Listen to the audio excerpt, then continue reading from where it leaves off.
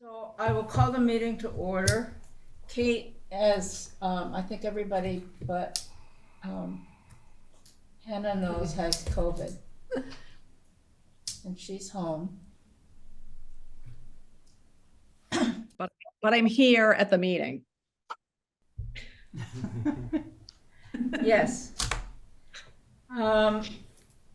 So is there a motion to approve the minutes of July 11th? I move that we approve the minutes of July 11th. Second?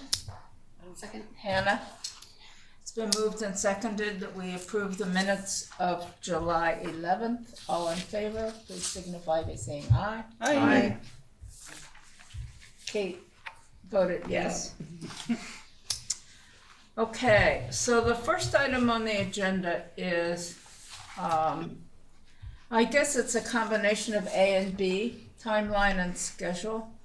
And Kate and I have worked out some dates and with Patrick. And do you want to go over them or do you want me to name them? Why don't I start so I can explain why our plan isn't as easy as we thought it was. But if I get something wrong, tell me. As you know, right now we're meeting on the third Thursday of the month. And at the last meeting, we were thinking, let's add another meeting in. So if we need that, we can do it. So Patrick and Jessica were nice enough to go through the schedule of the select board meeting room. And the first Thursday of the month was a possibility as well. However, certain months that doesn't work. So what I want to do first is let's look at September and we can tell you the situation for September. The third Thursday of the month of September is 9/19. However, the select board may have a special meeting that night, which makes it so we can't be in the select board meeting room. And personally, I don't think we should have a meeting the same night somewhere else if the select board is meeting. So September 19th is not an option. I think we have to plan for it not to be an option because we're not going to know. So that leaves us with September 5th. The meeting room is available, which is the first Thursday. We also have September 12th, which is a Thursday. We have the room, but we don't get Patrick with the room. Patrick has something else to do. And then the next option in September is September 30th, which is a Monday. So I don't know if we want to start with September and decide that meeting schedule, or do you want me to talk to you about October too, which has a little glitch in it as well? Well, I know I can't do the 5th Of September. of September. I could do the 12th because we talked about the 12th. Yeah. What about, I don't have any idea if this works for anybody else. I'm just looking at my calendar and the fact that you threw out a Monday, the 30th. What about Monday, the 16th and Monday, the 30th? Would that possibly work for 2 in September? That's a Patrick question because he was helping us determine the room schedule. And you won't be here on the 16th of September, right, Kate? Oh, no, I'll be here. So do we want to put that as an option? And then when we're done the meeting, we can ask Patrick to see if the 16th is possible? He's checking right now. Just Oh, FYI, Patrick, we're watching you check. I am checking an imperfect. now I can see you checking. Oh, really? Well, no, I couldn't see you because the camera wasn't on you. Let's see if we got anything here for the next month. 16. So I don't see anything that is already scheduled for the 16th, but this isn't a foolproof calendar, and I don't have access to the foolproof calendar at the moment, but tentatively, it kind of looks good. What does that look for everybody else? What are you suggesting, Peter? The 16th and the 20th. Oh, I'm sorry, not the 20th, the 30th. 30th. 16th and the 30th. so the 30th is a go if Yeah. you want it. Yeah. And the 16th appears to be Would be a open, but I tentative. could confirm that in the morning. I think that's probably good. I'm good on both days. Yeah. Okay. Fine. What about you, So- Kate? Yep, I can do both days as well. Okay. Okay, so we've settled on the 16th, if Patrick gives us the okay, but we think it is, and then the 30th. So those will be our two meeting dates in September. Does that sound good? Yes. Okay, now October is another the first Thursday of September, or sorry, October is October 3rd, and that's Rosh Hashanah. So I don't think we can meet on that night. However, the third Thursday, which is October 17th, still works. We have that booked. And then, and Patrick doesn't know this one, but it's one of the dates you gave us, Patrick. October 10th is another possibility. And what Maya and I were thinking about is in October, tackling the whole representative town meeting, what our form of government will be, and do that in October. So we have September to make sure everybody knows we're going to tackle that big issue in October. Bob Fisher is available to come to the meeting on October 17th, because I think we're going to need him for some of this. I was emailing back and forth about another issue today, and I asked him if he was available to talk to us even for another meeting if we needed him to. And he is available on October 10th, which is one of our other options. We were thinking October 10th, he can't come until 7. But what Maya and I have been talking about is, depending on what we discuss doing with representative town meeting, we may need 2 meetings on that, to sort of start the discussion on October 10th and finish it on October 17th. Maybe finish it on October. Yeah. Yeah. But, do it to not sit there and think we can do it all at once. And Bob is available on the 10th at 7 PM, and he is available to come with us at 6:15 on October 17th. So if those 2 dates work for everybody. That means meeting 2 weeks in a row. I don't know if that makes any difference to anybody. Not really. Fine. Not me. It might actually help us that night. Not that it would be a problem if he was in the room, but the fact that we would start at 6:15 and he couldn't join us until 7, we might actually sort of be partway, underway and recognize places where we do need him by the time he Yeah. arrives. And we will have other things to discuss also, probably. Yep. I mean, Yeah. So do those dates work? Yes. October 10th and October 17th? Okay. Yeah. And Patrick didn't know I had asked Bob about October 10th. I went rogue on that.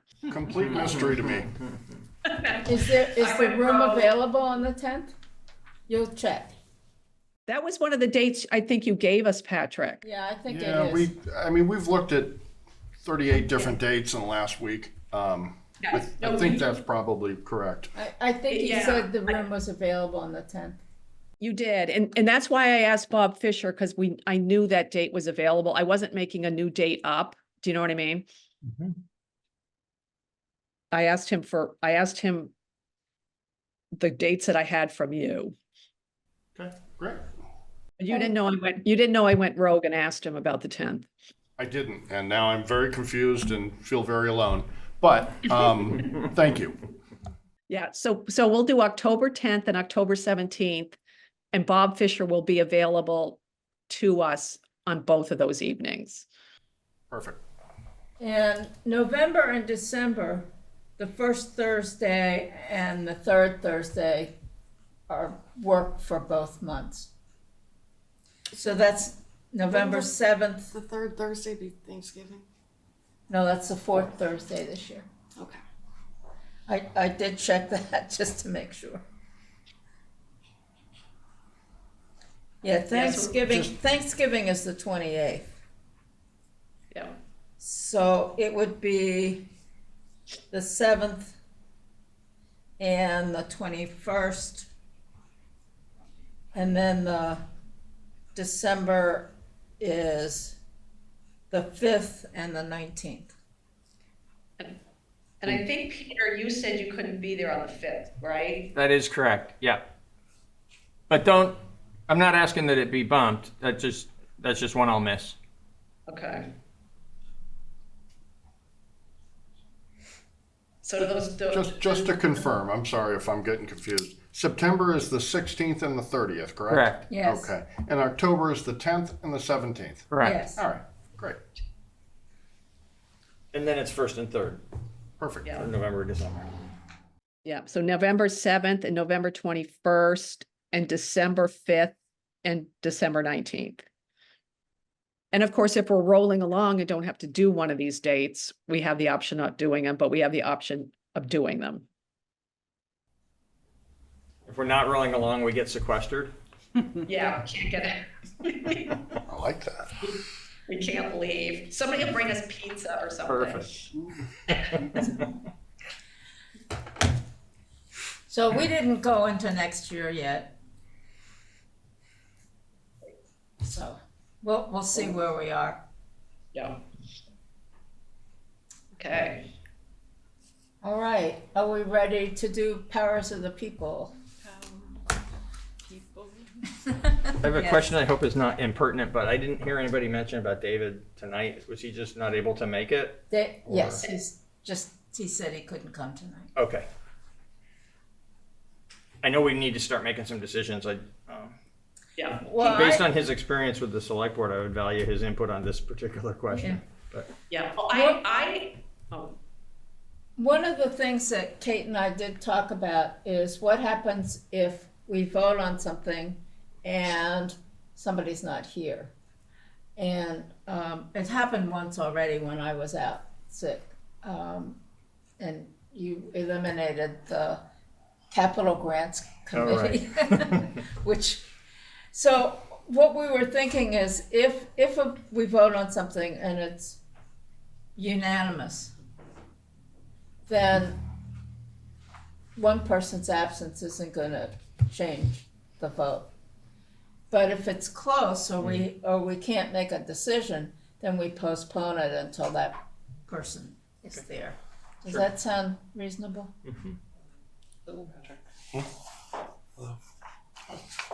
Okay. Powers of the people. yeah, I can explain this one. And this is what David wanted some direction from us before he drafted anything in this section. So if you look at the agenda, you'll see powers of the people, which is C under old business. And what this is, if it's in section 3, or I mean, sorry, article 3, section 2, which is on page 4 of the charter. And if you look currently, and this is what's listed under other business, there are already 3 provisions under Article 3 that currently exist. And the first one is, you'll see this if everyone can see it, section 2 initiative. So A is petition for inclusion in the warning of an article to reflect public sentiment and to be advisory only. So that currently exists. Then on page 5, we have B, which is petition for inclusion in the warning of an article to adopt an ordinance.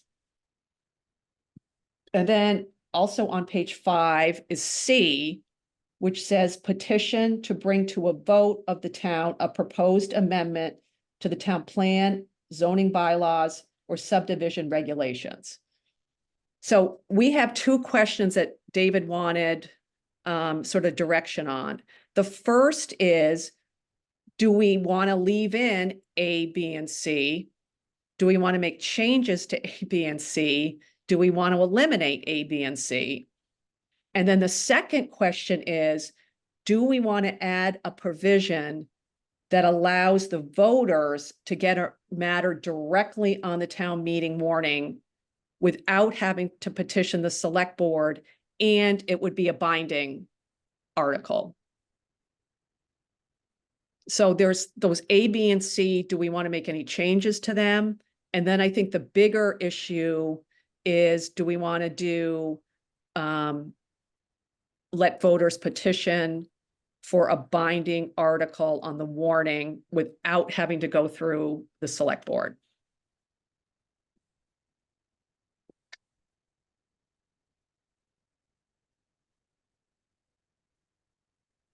Do we want to take the first question first, which is, does anybody see any reason to change A, B, and C?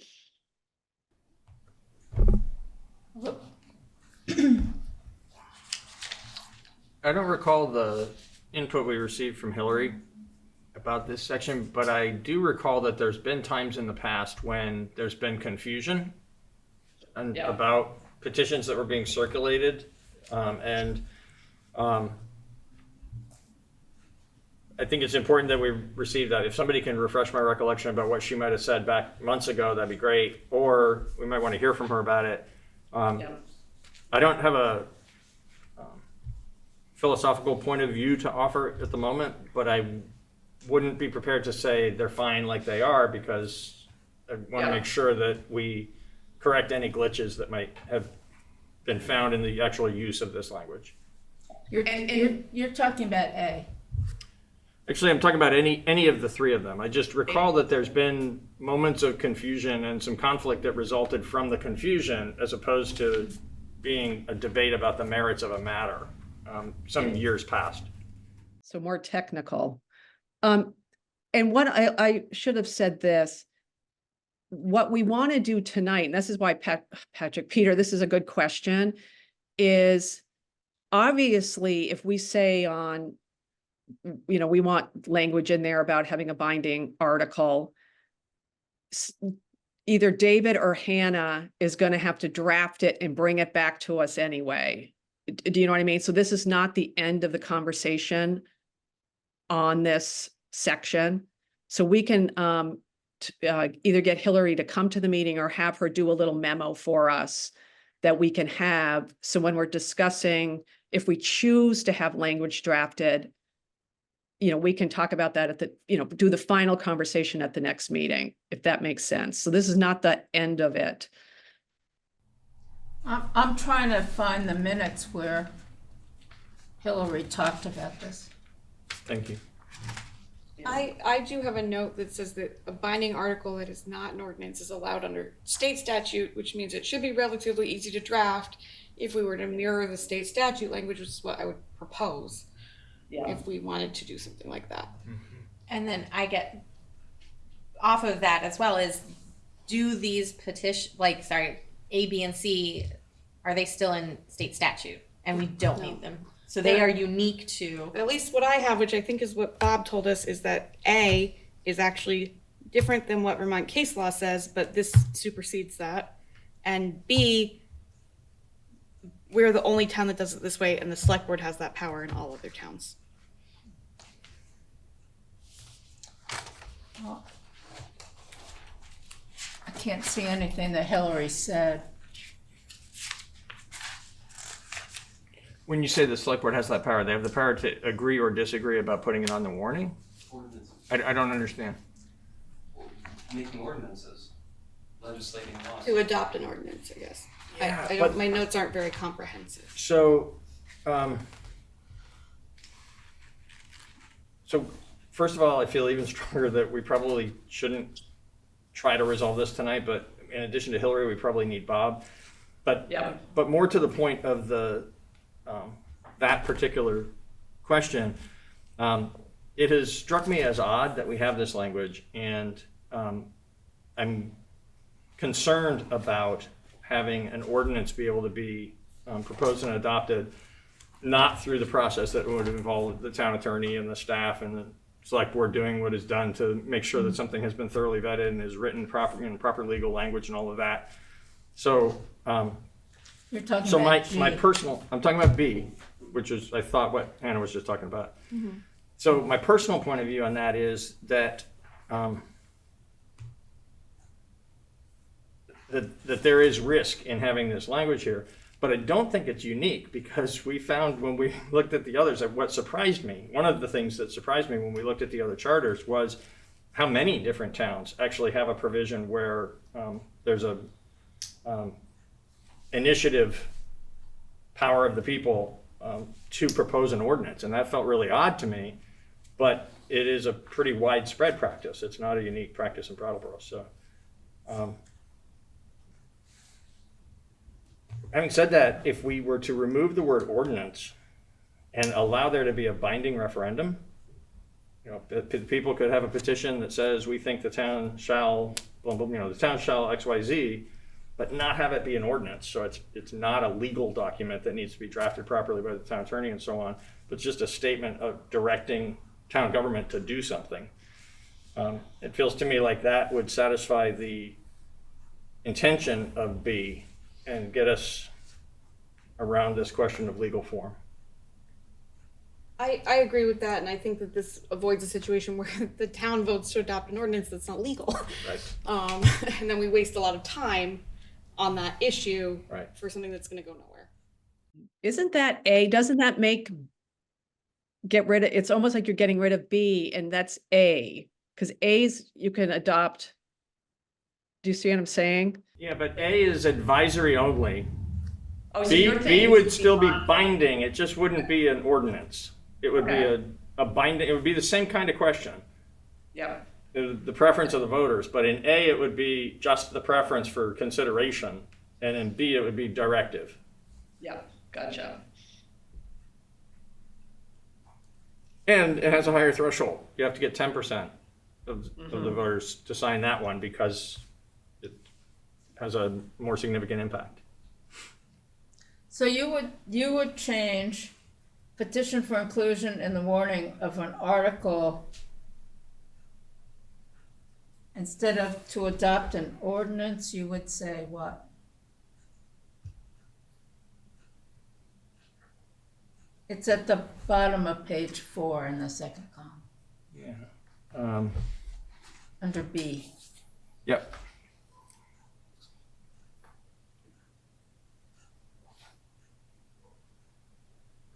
You know, I think what you're trying to accomplish is petition for inclusion in the warning on an article at the annual either representative town meeting or at the annual town meeting, depending upon which of those two forms you're seeking.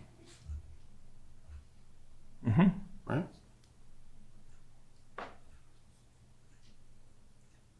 So you would drop to adopt an ordinance? Yeah. And We would just drop, say we would drop the petition for ordinance inclusion- language for sure.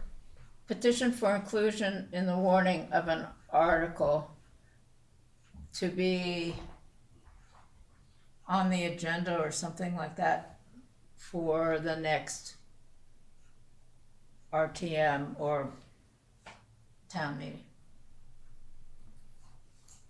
Is that, Yeah, I would just say, I think binding action should be in there somewhere. I think otherwise what you both have said is right. So it'd be like petition for inclusion in the warning of an article for the next representative town meeting,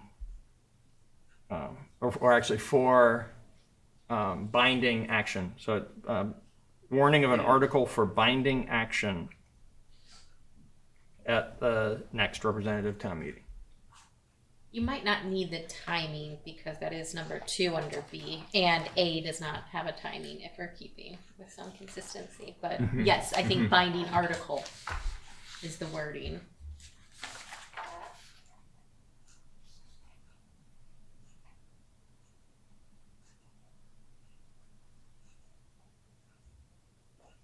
Okay. That's if we all agree that we don't want them to adopt an ordinance. That's right. You know, if the group agrees. Yeah. Okay. Share a perspective, Well, Kate? hang on just a Oh, sure. second. Did you have, I thought somebody was gonna say, okay, Tom. Yeah, thanks for clarifying that, Kate, that would remove the ordinance ability. I'll just remind everyone that town meetings in the other states where they exist are the legislative body. I realize we're in Vermont and it's different, but perhaps the reason of, that we have, maybe unique to Brattleboro, I realize there's lots of vacancies and not much competition, RTM, but it's like a committed body of over 100 people who maybe want to be empowered with some powers typical of all other RTMs and most other open town meetings having the legislative powers. So I'd ask you to keep that in mind.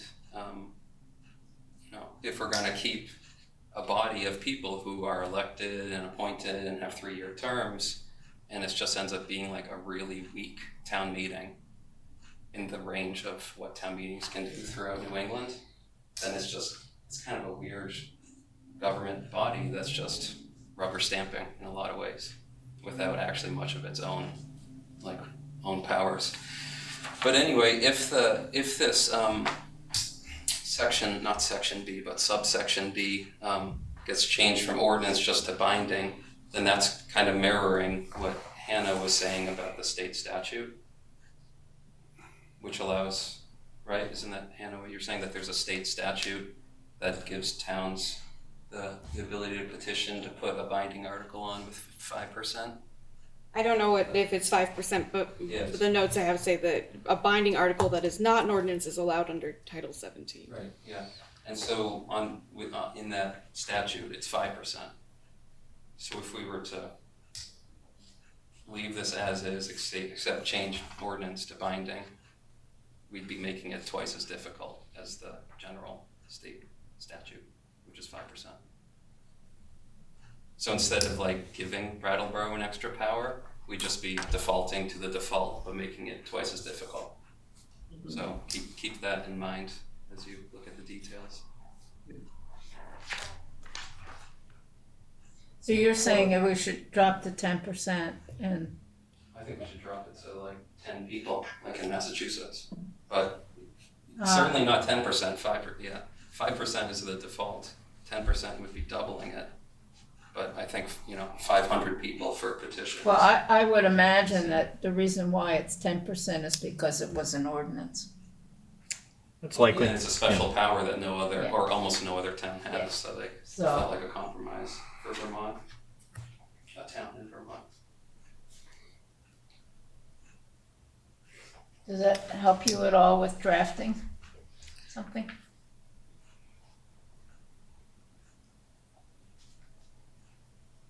No, not I What do we need to decide about the addition too, which is, do we want to, because the one we just talked about, the petition still has to go to the select board.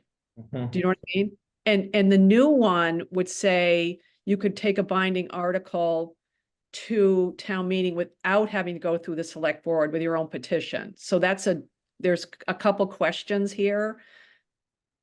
Am I making sense? Yeah. Yeah, the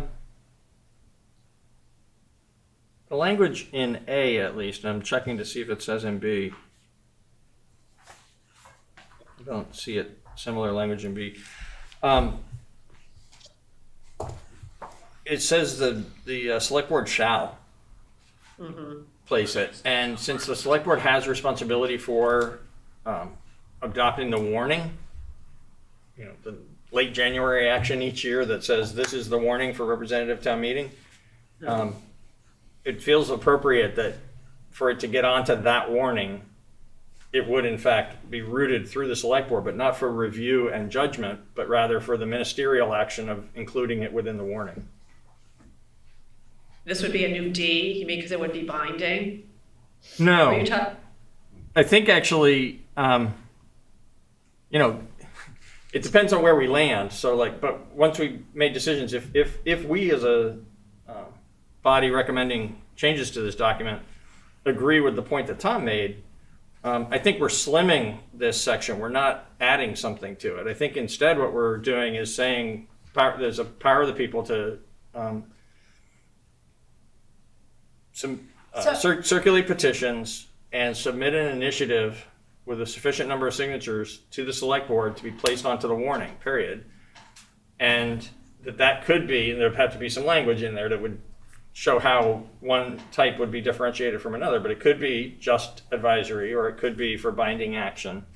But if we accept Tom's argument about how otherwise we would be narrowing the authority of the people, and I find that compelling, then we would just remove B entirely and change A to be not just for advisory, but for advisory or binding action.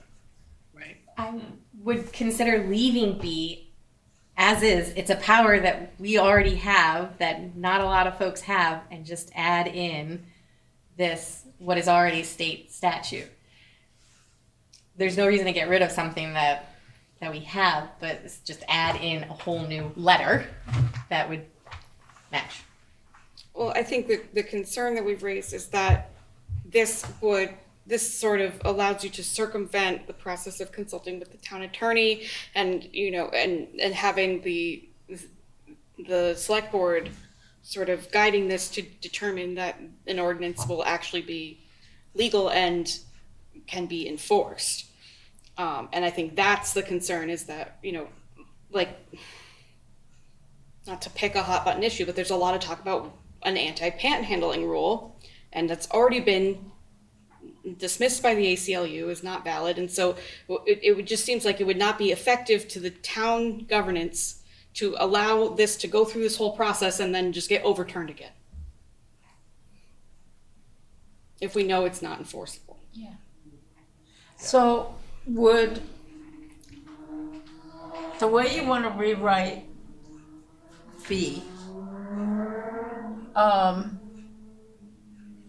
include a provision, Article G on the agenda? Should a provision be added that allows voters to get a matter directly on the town meeting warning without having to petition the select board? So my opinion on that is unequivocally clear. I think that's not appropriate because it is the select board that has the responsibility to issue the warning. And so, and I think that's appropriate that the select board has that responsibility. And so, but I think we can address this question in its broader context without doing what G proposes of circumventing the select board, and also not clipping the wings of the public, if you will. I think it is empowering to the public if we simplify this section, don't make it as complicated, and have it be a 5% threshold for either type of action instead of 10% for binding. And have it be, I think it can be a single section, actually. We haven't had any discussion of C yet, and we need to.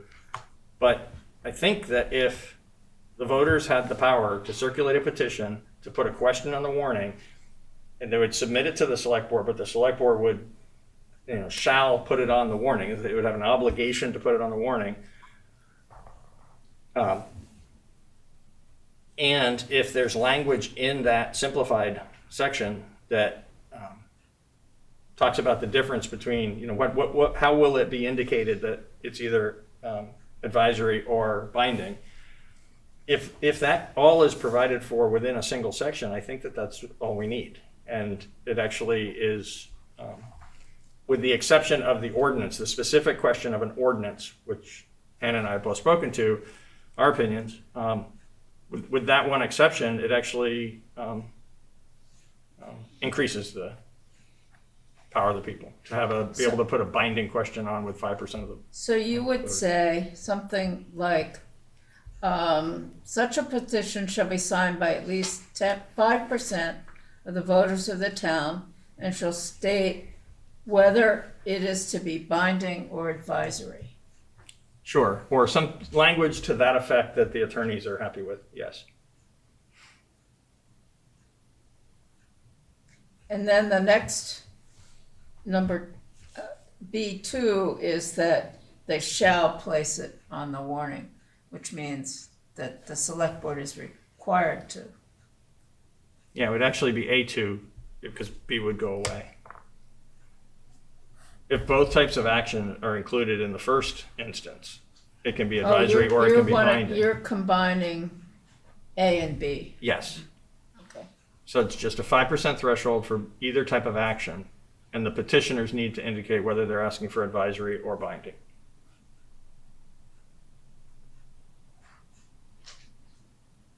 Now, I'm trying to figure out, see, I think maybe we need to draft that language so we can see it. I'm not sold on getting rid of an ordinance yet because I hate taking something away from people. You know what I mean? So I just have to get my head around whether I like that or not. But maybe seeing a compressed, what you guys just talked about, binding and advisory and lowering it to 5%. But I'm still not sold on getting rid of the ordinance thing. Hannah. So this might just be, I'm not even sure if there's a distinction here, but C references a proposed amendment.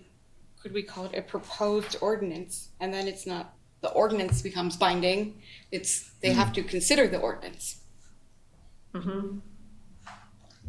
What? I think that's an artful way to address this. Yes, I Because then we're not wasting time defending ordinances that are patently illegal. Yeah. There'd need to be some substantial rewriting in that section B, but if you're suggesting that rewriting would make it mirrors more parallel of to C C. Yes. than A. Yes. Yeah. Yes. Agreed. That would be fine with me. We should still make the change, in my opinion, to A, so that there's advisory or binding for 5%. And then ordinance for 10%, but with the language written so that it requires the consideration of it rather than the adoption of it. Yeah. And then C the same, which you have called out something critically important there, with the fact that it's consideration of the proposed rather than action done, I think is good reason to leave C intact. Yeah.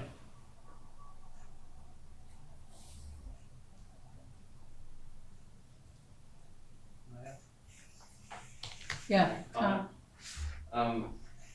One issue I see with combining advisory and binding together is number 5 with A. It says, just for advisory, no petition shall be rejected for inclusion in the warning for any reason other than insufficient signatures. Well, that makes sense to me for something that's non-binding and advisory. If people are willing to talk about it and vote on it, it could be about anything, but they can call the question and stop if they even feel like it's a ludicrous topic, but regardless, it's nothing binding, so no harm can be done really. But when it comes to binding articles, I'm forgetting, or I can't find if it's in our charter, but I think it may be in state statute regarding binding articles, and it is common, I think, in other states where, one thing people often worry about, especially when the petition requirement is very low in Vermonters' eyes, but not in other states' eyes of 10 people or 20 people, is people often think, oh, our warning is going to be consumed with someone wanting, the town to pay for their dogs, food for a decade. But there's often similar language of frivolous illegal, and irrelevant articles won't even make it to the warning. So that could be true with ordinances as well, where it goes through the eyes of town attorney or staff before it even gets to the select board. And I don't know in those other cases who makes the decision, but there's a process of deeming a successful petition valid or not. And I think the words of, if it's frivolous, if it's irrelevant Well, to that but government Tom, body, who or if decides whether something's frivolous? well, there's hundreds of other towns and cities to ask that question to. And then Well- other places do it, so. Yeah, I don't like the word frivolous. So I agree. again, my note here says that the general case law in Vermont is that if an article is not germane to town business, then the select board can decline to include it, but this actually is broader than that. So, again, it's like, do we want to restrict this and make it match state case law in other state, like in the rest of the state where, the select board can say, well, we're not gonna talk about someone's dog or whatever it is because it's not germane to the town business. So this is actually broader than what the rest of the state gets. I don't have any thoughts on that, but I do think that, again, for the effective governance, which already moves Right. at a glacial pace to keep it focused on things that are important, but then, you do run into this issue of who decides what's germane. Right. I'm concerned about that language, notwithstanding the fact that it exists in other places. It opens up a whole new realm of just arguing about arguing about aspects of an issue rather than addressing the issue. And I like where we were headed. Maybe we'll end there and maybe we won't, but I personally like where we were headed to simplify this, to make it clear and in some manner, because it's a complicated area of governance, in some ways we would be empowering the people of Brattleboro, the voters of Brattleboro, to a greater degree than elsewhere in the state. But explicitly, if we stay on course with this, and we're not all in agreement just yet, so we may not all be in agreement in the end, but if we did eliminate the ordinance piece, but otherwise keep the threshold at 5%, let it be either binding or non-binding at the discretion of the petitioners. If that's what we do, I don't think it's appropriate for us. I don't think it'll be helpful for us to create language in here that gives the select board the right to toss one out and declare it to be unacceptable for one reason or another. Yeah. I think we've spoken clearly to what the voters can do and can't do, and if the voters do something they can do, it ought to be a ministerial action of the select board to put it on the warning. Mm-hmm. The voters themselves, whether it's Australian ballot or at town meeting, the people, the voters of the town who are going to decide the matter are, if there is action proposed that one might deem frivolous, that's going to become part of the judgment that the voters make about this thing they're faced with deciding. There's this sentence here, it says, under A2, neither body shall deny, meaning the select board or the school directors, which we're gonna take school directors out, shall deny the petition or refuse to place it on the warning on grounds that the body considers the matters raised in the petition frivolous or not to be the business of the town. Right. So,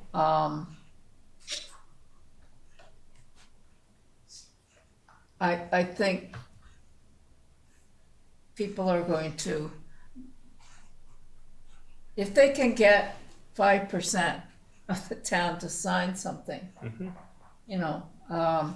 then I think That's sort of it should be heard. the threshold to the make threshold. sure you're not I agree. bringing Yeah. completely ludicrous things. Yeah. That's right. But you have to get 5%. Yep. So, can you take a stab at this now? Do you think? I can try. I will consult with David since he probably understands this whole thing a little bit Yeah. better than me, and I will consult with Bob. But Okay. are we just A and B sort of combining those so that they're both? Yeah. I think As that's it where is we with are, A. right? I think that is where Combining we A are. and B. I thought we were gonna, with B, say proposed ordinance, like we did in okay. C, proposed amendment. I mean, that may be, that's just me saying that. I don't know if that's what. No, that's right. You're right. Yep. So A will include binding and advisory, B will be massaging, Yeah. and C Proposed remains. ordinances, and That's right. C is proposed. And so the bylaws, threshold town plan. difference remains as well. 5% for either binding or advisory. Yep. And then 10% for an ordinance that shall be considered. And then the same language 10% for, as in Amendment. C already. Yeah. Yep. Yeah. So we're still staying with A, B, C. We're not adding a D. Correct. right. Yeah. The D is kind of getting worked into The A. Yeah. Yeah.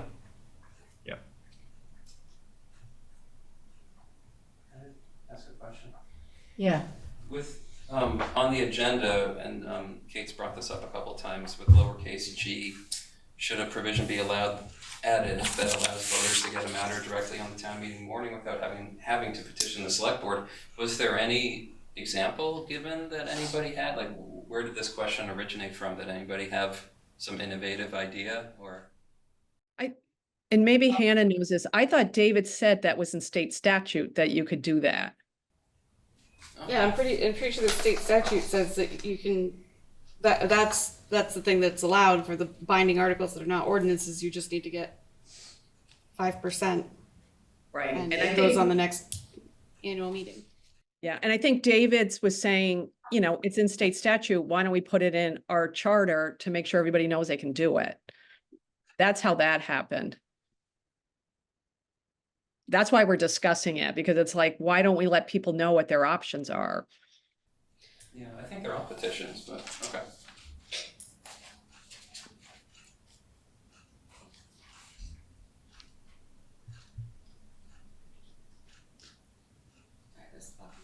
What? That's just Oh. a thought in my face. I thought you were gonna say Um, something. Anybody have any comments on that? Yeah, I will talk to. My concern about putting things in that are allowed under state statute is then if that state statute changes, you have to make this change. So it might just be worth making it a reference to the statute instead of actually codifying it in here. I very strongly agree with that. I'm concerned, we might, under certain circumstances, when our intention is really strong and really clear, want to put in language that we want to stay regardless of what might change at the state level. But if our intention is to travel with the state statute, then we could have a very long charter that is not just unwieldy, but problematic for the reason that Hannah cited. Yeah. Well, to me, though, I want this to travel without state statute. I mean, don't You we do. want to give people the opportunity to do something binding, whether the state says we can do it or not? Do you know what I mean? Well, this is just to get on the warning. Right, but it's a warning for a binding thing. Right Right. now, it's only advisory in our charter. Oh, I didn't read G that way, G on the agenda that way.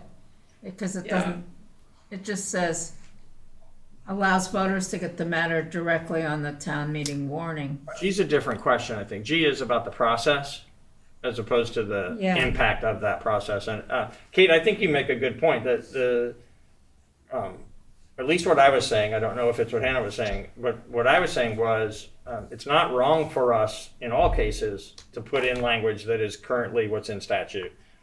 But I think it is clutter for us to make a habit out of doing that when it's not with the intention of making sure that our language sticks. I agree with that. I totally agree with that. And we want it to evolve with the state statute. When we want it Well, to we want evolve to with the mirror state it. statute, we wouldn't want to put it in here. Yeah. But Kate has made the point that she wants this not to evolve with state statute. We want to protect that right of Brattleboro voters, and I think that's a fair point. I think that's something we need to weigh. Yeah. So this would add, we would have A, B, C, this would add a D.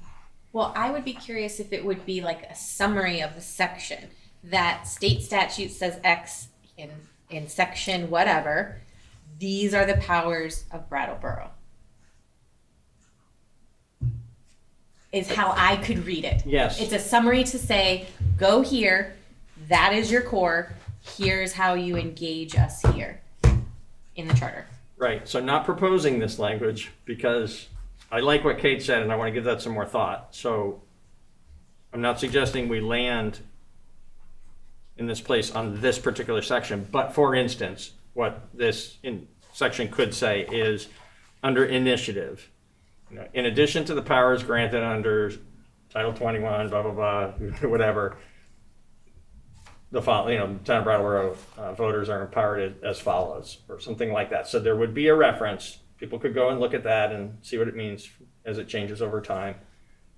And then there'd be the stuff that we would incorporate in our chart. Absolutely. And we might end up doing that in a few different places.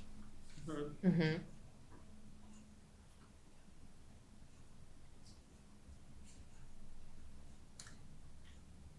So do we want to add something that allows a petition to get directly on the warning? I don't. I'll make a motion if we want to bring that question to closure. Can I just ask procedurally what the distinction is if the select board has no power to not put something on? Like Yeah. what's Yeah. the difference?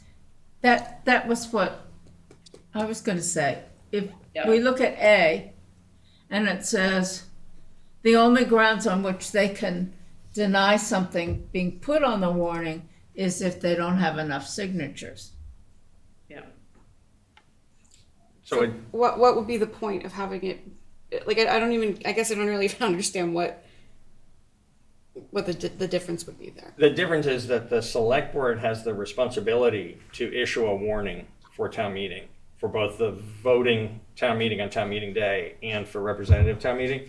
That's an action that on the quirks of the calendar every now and then happens on the 1st or 2nd of February, but almost always happens during the last week of January. And so there's work that the select board is doing to build that warning during December and January that in instances where there's a petition, I think it's important that that petition come into that select board process and be placed on that warning. The select board would have the responsibility to do it. A lot of what else goes on that warning is also the select board's responsibility. They don't choose whether or not to put the budget on for approval. They have to. So they would have to do this, but they would do it as part of their discharge of their responsibility to issue the warning. So if they I don't like if they language- didn't do it, who does it? Like if you're getting it directly on there without the select board, who's doing it?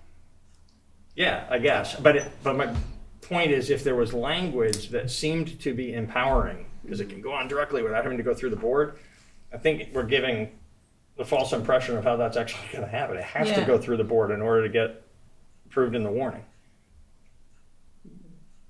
And I don't see how that's Yeah, disempowering. yeah. If the select board has an obligation to put it on, I don't see how it's disempowering to the people. Yeah, we already have it, the language in A, that they have to.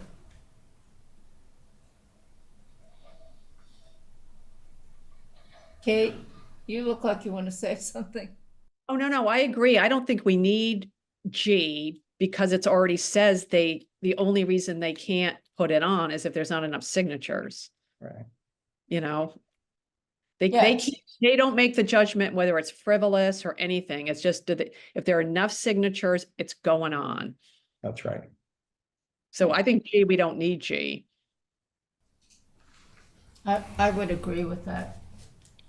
I think we have some agreement here that we don't need G. Or the new D. It would have been the new D, so we don't need G. Right. Okay. Any other comments? Can we be helpful to you, Hannah? Any other way? I'll take a stab at it and see what happens. Okay, excellent. Thank you.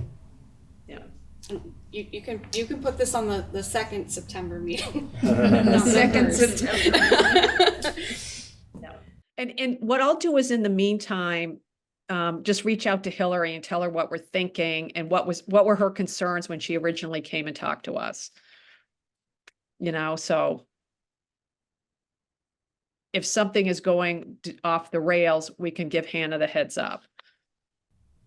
Okay. I've already put it down for the 30th of September. Thank you. Quickly, just for thoroughness, there's that state statute about petitioning for a bonding article as well. Bonding, not binding. So if you guys are interested in spelling out all the powers, that's another one of them. Or including all powers under initiative, that's another one the state provides. I mean, what I'm planning on proposing and would be in line with what Peter said, which is to just have the beginning of it say that the voters of the town shall have all the powers enumerated under state law in addition to ABC. Yeah. And this is how they do it. Yeah. Yeah.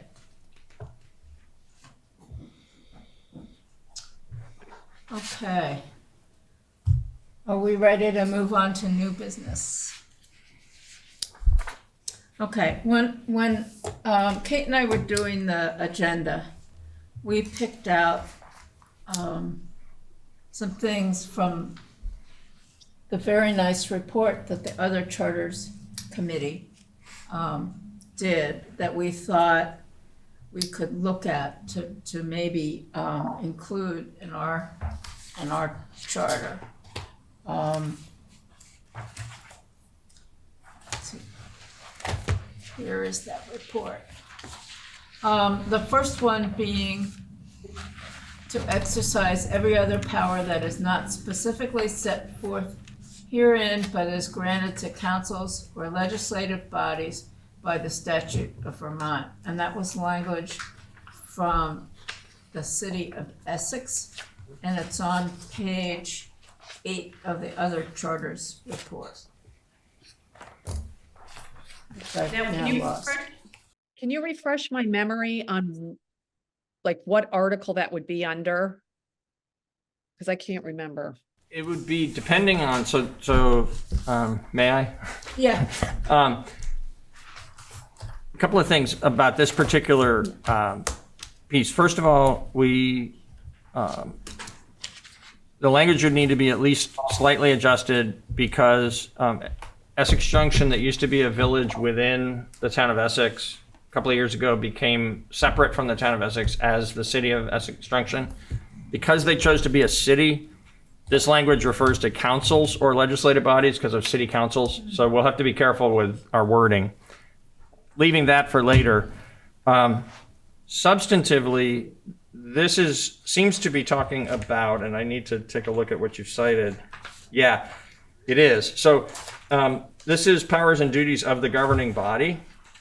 What this language in the City of Essex Junction's charter speaks to is the powers and duties of the governing body. In that same section of our report a month ago, we included some statements that are similar to this that are drawn from other charters that speak to the powers of the municipality.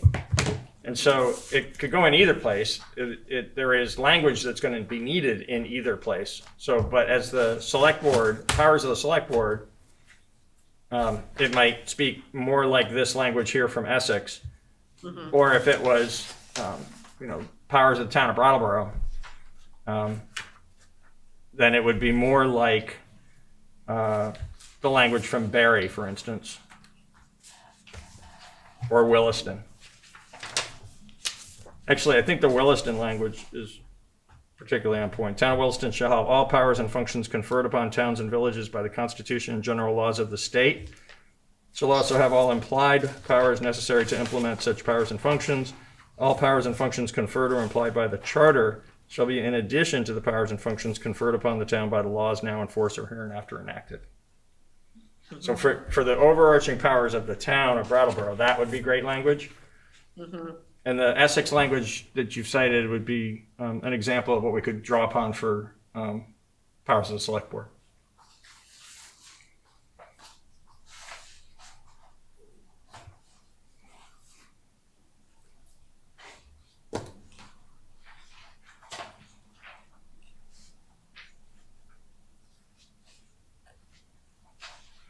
Is it that different than Article 3, Section 1A?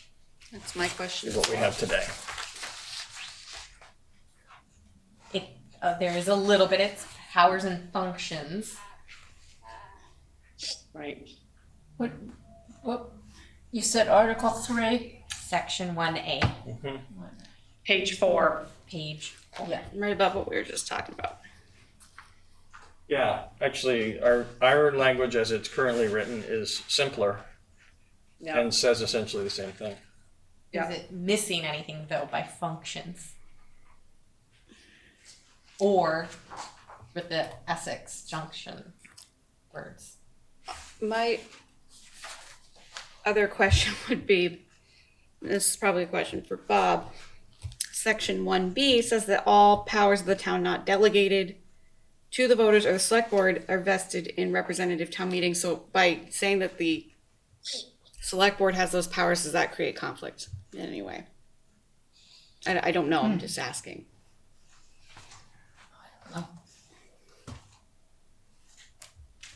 So the way I read A and B in that Article 3, Section 1 is the town, I find the location of this and being in Article 3 instead of back at the very beginning of it, Yeah. for it's- the statement of broad powers of the town to be a little awkward. But I view A as being the statement of the broad powers of the town, and then B being that, you know, when looking at those powers, if they're not specifically delegated to the voters or to the select board or others, then they're vested in a representative town meeting. So it's kind of divvying up that everything that is in A to certain parties, and if not to certain parties, then to representative town meeting.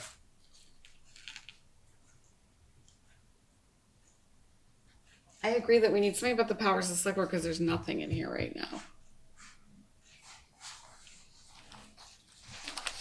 There's this, very long list, but there's no sort of like catch-all of, they have any other authority vested in a select board or what legislative body or whatever you want to call it. Governing body under statute, which I think would be helpful. So you would put, I would put something similar to this Essex language into that select board section. Yeah, I think that's right. Under Article 4. yeah, There is Article 4, Section 6, this would be page 8, is general powers, duties, and responsibilities. Oh, we have this really long list, which we talked about. Is yes. And I think that is obviously for a different time, but it might be this summary.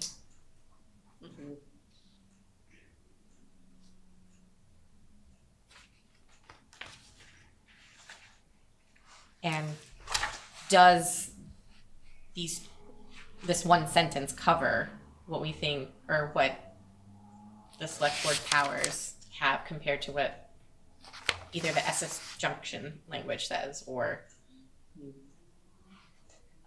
yeah, Williston? I'll be honest with you, I never understood why we had this long Laundry list? list.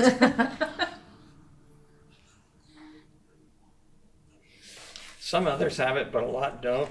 And I think the reason why we need to have it, unless we change the earlier language, is because we say, if it's not delegated to select board or certain other people, then it belongs in representative town meeting. And there's a whole bunch of stuff listed here that, at least in my opinion, belongs with the select board and not with the representative town meeting. That's Yeah. why it's set forth here.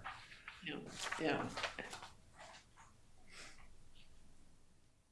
Yeah, but I sort of agree with what I don't sort of, I do agree with what Joy just said, if we add like the Essex Junction language or something like it into section 6, on page 8, like right in the beginning there, and then you have all the ABC, blah, blah, blah, blah, that sort of answers Yes. that question. I think that's appropriate. Yeah, I think we can do it just like we were talking about with this other one, where you sort of put this catch-all, Exactly right. that you have everything under state statute In addition and to this what is, list. yeah. Yeah. Yep. Good. So the question is, do we add Essex Junction language or Williston? Actually, I withdraw the comment I made about Williston. I like the Williston language, but Joy pointed us back to the fact that our own language is already clear and strong. In fact, clearer, I think, and strong. I do think at some point, not necessarily right now, we need to think about whether that belongs in Article 3 or whether it belongs more at the very beginning, an overarching statement of the overarching powers of the town. But for the purposes of the discussion here on our agenda 4A, I think that language is great as long as we're careful to make it town language and not city language. Right. And it would go at the beginning of section 6 in the way that's Yeah. been discussed, and that would be, I think, an improvement in our charter. Yeah.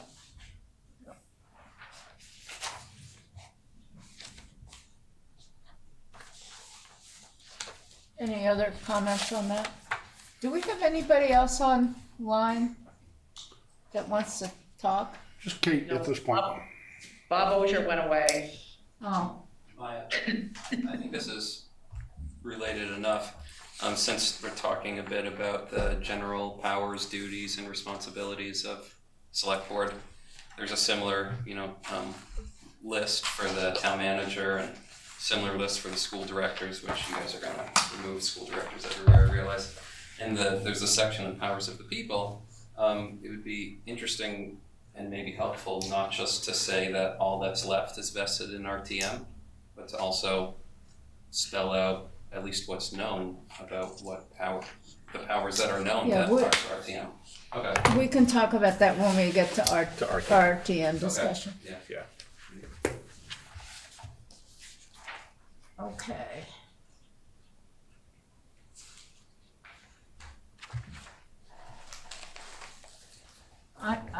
This agenda, Patrick and I did it together, and I think, I don't know what B is, I do. except B, Yeah. you know what it is? Yeah. May I speak to Sure. B? So, this is a moment actually I've been looking forward to for the last couple of weeks, and I wish, Tom, I'm glad you're here. We need to get you like a softball uniform or something that says "The Public" across the back of your uniform. just thinking of walking out. No, you're gonna contribute for the You're carrying this awesome responsibility of being the public. So I stay for this one. Good. So when we undertook our research into the other charters, Oh, that's right, it was an update from you guys. It is. That's right. when we undertook our Coming research, back to me. I named as a specific hope and desire of mine that we were going to find language that was empowering of the town, broadly defined, not any particular part of town government, but empowering town of Brattleboro as compared to other towns across the state to have greater authority over raising revenue for the various purposes of public services that we provide. I was really confident we were going to find it. I knew that it wasn't going to exist very many places, but I kind of thought we'd see it in Burlington, and I kind of thought we'd see it in Rutland, and I thought we might see it in Barry. And we reported to you a month ago that we didn't find it. And I'm embarrassed, but also very pleased to let you know that Patrick has found it. And so he told me not to do this. I told him I was going to, and he told me not to, but I am still going to because it's the truth and it's well earned, and I wish there was a larger audience for this. I had the pleasure of working side by side with Patrick for 7 years, and This was the sort of thing that I watched him do over and over and over again by being attentive to detail and having a great memory. And so I kind of had an idea of where this stuff might be. And when I went looking for it, I didn't find it. He was wise and went to those actual sources of the charter, but also some other research around, how we had learned years ago that there seemed to be this additional wherewithal that they had in these other places, and found exactly what we were looking for. And I want to share with you the impact of the independent authority that the City of Burlington has to generate certain kinds of revenues in their city to support city services. They have a gross receipts tax. I'm going to put an asterisk on this point right away to say I'm not proposing a gross receipts tax. We would have a very robust conversation, I'm sure, at any such time as the town might consider adding types of taxes in the future. What I am strongly urging us to do is, in our job as the Charter Commission, to recommend language that will empower the town by some means, whether that's by ordinance or whether it's by only representative town meeting, or whether it's by only a vote of all the voters of the town. Wherever we might land on such a question, I think it's important for the town of Brattleboro to have the authority to have some independent, flexible decision-making possibilities around the raising of revenue for the provision of services. And state statute currently is so handcuffing in that regard. Very, very small, very highly regulated fees and property taxes is about all we have right now. In the gross receipts tax system that Burlington has adopted under its charter language, adopted as a gross receipts tax ordinance, applied to restaurants, hotels, and amusements and admissions. I won't go into the weeds on, but you can tell by those definitions, it's not all businesses, but it is on those sorts of tourist-oriented and discretionary expenses. Gross receipts on admissions, 2.5%. On alcoholic beverages, 2.5%. On amusements and meals, 2.5%. Short-term rentals, 9%. And hotel motel, 4%. This is revenue that's not run through the state the way the 1 cent local option taxes are. The local option taxes that go through the state takes a third of the funds and sends 2/3 back to Brattleboro. This is, you have the cost of... It's the other way around. Sorry? I'm sorry, sir. It's the other way around. We get a third, they keep 2/3. Okay. We only get 30% of it? Wow. Thank you again. This, you have the burden of setting up... You're right. I'm wrong. Yeah. I should stay out of this. Anyway, he's still great in the ways that I said he Anyway, was. we don't get to keep it all. You don't get to keep anywhere near it all. And this, other than the cost of administering the system of collection and tracking and so on, so there'd be some administrative expense, but it would pale in compared to the state skimming a third off the top. And it would be at the discretion of the town of Brattleboro, some of us in the town of Brattleboro, to decide taxing on what and at what amount. I think it's really important that we grab this language. I could point you to it. It's buried in, you might remember part of our report was that Burlington's charter is like 100 pages long and has things as detailed as telling you what column of a spreadsheet to put certain numbers into. So for tonight's purposes, unless you want to take a deeper dive, I would ask that you just accept that Patrick found the right place, that he and I have identified it, and that we could work with Hannah and David to craft some language so that this group can be looking at some Brattleboro appropriate language. But it exists really clearly in Burlington and also in Rutland to not necessarily this impactful and to have this much impact. But I think we should grab what Patrick has identified from both of those charters and get some language drafted for us to consider in our process.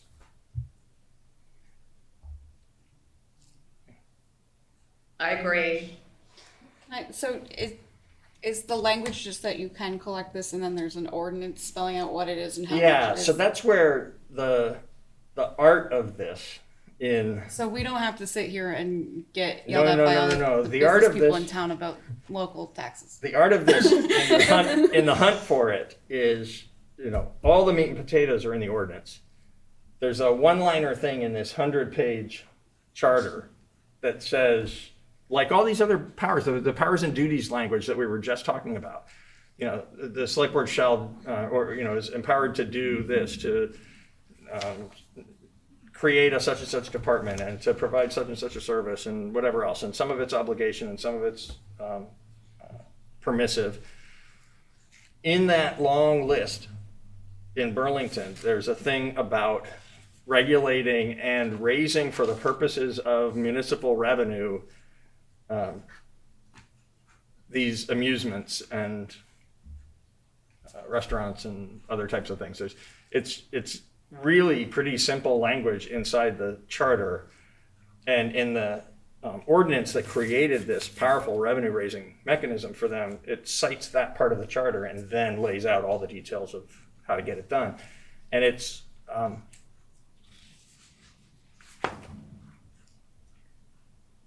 not startling language either, which I think is a good thing. I think that when we're done with our process and we send something up to Montpelier and it's got a list of 65 different things in it, one of which is regulating and raising for the purposes of municipal revenue, blah, blah, blah. And it's already existing in state law. They already approved it for Burlington. Burlington has implemented based on that authority. There's no curtain to hide behind. But it also doesn't scream from the mountaintop, hey, state, it's time you shared your authority.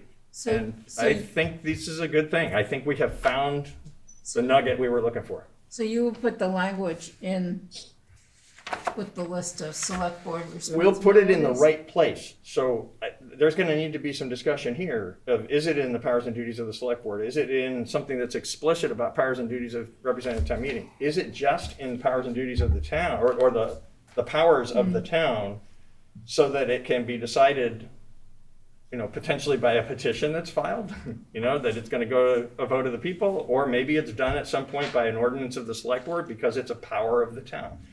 I don't have a specific opinion about the mechanism, and I'm happy to hear concerns or positive thoughts that any of you might have about, well, we ought to put it here because. But what I feel very strongly about is that it needs to be in the charter using language identical to, or the only reason not to be identical to Burlington would be if our attorney colleagues say, well, in our circumstance, it has to say this instead of that. I don't think it's going to need to be different, but maybe it will, and I'm open to that too. But I want it to be as close to verbatim as possible so that it's clear if we ever get challenged on it that we're following the same path as Burlington. We ought to have the same legal rights as what Burlington has been allowed to do. Can you send me the Absolutely. specific language and then Absolutely. I'll Yep. And I'll share it with we you can as well. distribute that around. Yeah. I kind of sent you that stuff in dribs and drabs. Yeah. If you'd like, I could take each of the sections, the ones from Burlington, the ones from Rutland, drop them into a simple little memo and circulate it to the commission. Well, That'd be would fabulous. That would be Thank you. great, Okay. Patrick. Along with the ordinance from Burlington, if you think there's also a useful ordinance from Rutland, throw that in too. But the ordinance that you sent me from Burlington that shows, there's like 14 pages of making this thing real, but it, in the very first sentence says, in accordance with XYZ of the charter, which is the one-liner that is not intimidating. It's just very empowering.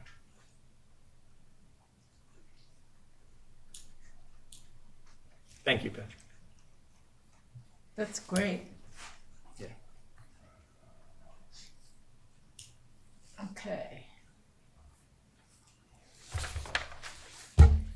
licenses, fees, chargers. This was Williston, page 13 of the other charter commission. I think that was there, it's the same thing of what we just talked about. Yeah.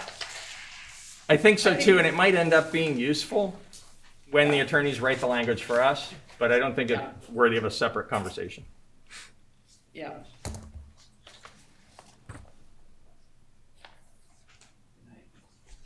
Thanks, Tom. Tom.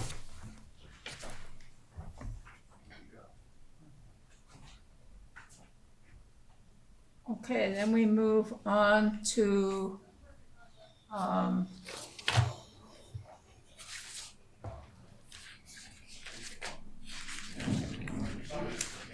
it's thundering. Is it raining, Kate? Yeah, I can hear the cars go by and it seems like puddles out there. Well, I just heard thunder, so. No, I heard them. Okay, I think so, this was non-citizen voting. yeah, It is. that's the next one. Page 18.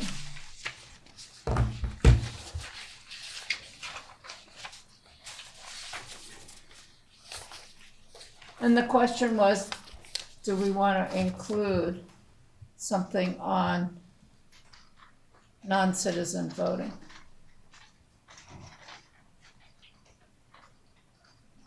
I think when we talked about it a little bit last time, it was pointed out by somebody that, the ballot would be the same as for 16-year-olds. Yes. Yeah, and we, as a committee, recommend it to the full Charter Revision Commission for that reason, because Brattleboro already has empowered 16 and 17-year-olds, because they're residents here and because they are affected by the decisions made by the elected officials. It follows for us that there's a path here that's been presented to us that we can follow in order to offer the same opportunity to non-citizen resident voters. The one thing we have that's very explicit that none of these three have is that the 16 and 17-year-olds also can serve in local offices that those elections are held for. And these three give the right of these non-citizen resident voters to vote, but it doesn't explicitly, I don't know what position they take on actually serving in these positions, but it doesn't explicitly say that they can. So I would think that whichever model we might choose to follow, we would want to incorporate that language about people could also run for the offices that they're allowed to the vote on. 16-year-old vote. Yeah, the point is to model for resident non-US citizens of 16 years or older the same language as in the 16 and 17-year-old changes that have already been made in Brattleboro.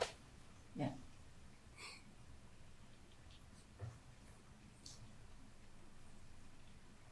Any discussion? Should we vote on whether to include it? I would suggest that we confirm with Bob that there is not some reason that none of these other ones have offered the ability to hold local office. Like if there is some distinction between someone Sure. being a minor who is a U.S. citizen and someone who is a non-citizen in terms of holding an elected office. So I would suggest that we at least consult with Bob on that part first. Yeah. Okay. But I have no, I think that it would, otherwise, I think it's, I would say we could vote on it. And I think that's right, and I think it's right more broadly than just about that question. I think for the overall, I know that these have been tested and have been upheld in the courts, so they're not patentedly unconstitutional. But it may be Bob's opinion that one of these examples is better than another one because, and we don't know that. So I think that where we want to land on this is if we agree that this is a good thing to do, just ask Yeah. Anna and or David to get with Bob and work up some language that Hannah and David believe is appropriate for us to adopt in Brattleboro that'll accomplish this. Yeah, and if you just want to mirror the 16-year-old vote language. Because 16-year-olds can only serve select board and RTM, is that correct? Local office only. Yeah. I think it's right. They're excluded from school because that's not just Brattleboro. Yeah. But I'm not, yeah, I guess that would be true. That it'd be select board and RTM as local elected offices.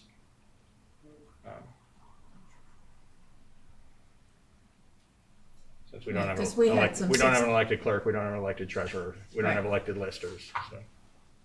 Right. Actually, we do have elected listers, don't we? We have an elected. They just assist the assessor's office. Listers are Listers. elected. The listers are elected. Yeah, so, I think that we don't need to be drafting it here, but if our intention is, and I would suggest for us that our intention should be to have the language be as broad as is appropriate, both for voting and for local office holding, applying the examples that have been presented to us from 3 other communities and Or making it 16-year-old Brattleboro's own. vote. Yeah. Yeah. Okay. Can you consider that a motion? I'll move that. Okay. Is there a second? Second. Okay. Been moved and seconded that we look at language to include non-citizen voting in local offices, local election. And serving in local serving in offices. local offices. All in favor? Aye. Say aye. Okay. Is there any other business? Kate, can you think of anything? I can't. I'll make sure that everybody gets the meeting schedule that we just decided. And Patrick, well, you probably get, but I'll send it to you too. So maybe we can get Seth to put it into something. Cool beans. Okay, next month, don't have much for an agenda except to discuss on the 30th, powers of the people. And for the 12th, Kate and I thought we would discuss appointments, the select board, and that long list of committees. Hey, Maya, we're not Yes. meeting on, I thought we were meeting on the 16th. and the 16th, 20th. 16th, That's sorry. And Patrick's going to confirm the 16th with us. First thing in the morning. Yeah, no, I wrote the 16th next to the 12th and I. Okay, so that will be, we'll work out a more complete agenda, but that's basically what we'll be covering. Great. Is there a motion to adjourn? Motion to adjourn. All in favor? Aye. Feel better, Kate. Be careful out there, it's storming.